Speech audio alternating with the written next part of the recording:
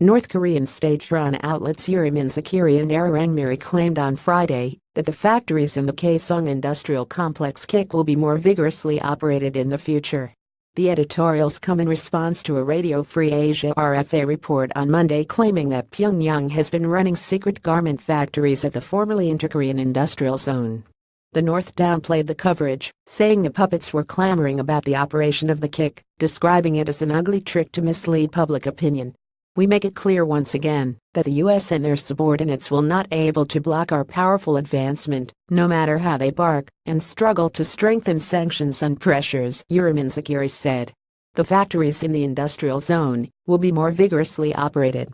Uriminzokkiri said the reports were nothing more than death throes of those who are frightened that the North was not dissuaded by the international community's imposition of sanctions. "They will clearly see how our workers are proudly working now, unless their eyes are not blind," the media said. "No one should care about, no matter what we do in the industrial zone, where the DPRK exercises the sovereignty."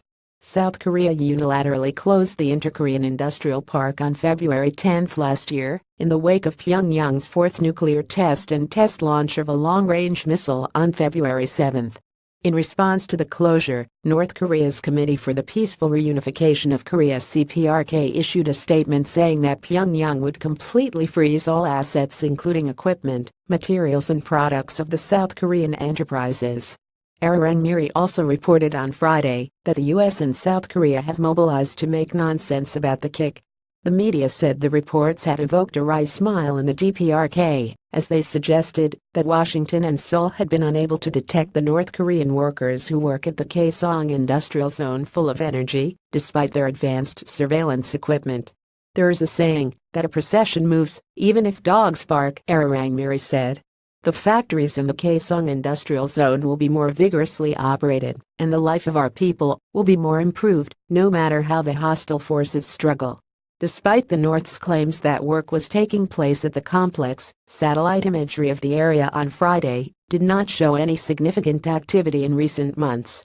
RFA reported on Monday that the North has been operating clothing factories at the KIK for over half a year, and that the factories were being primarily used to produce garments for sale abroad.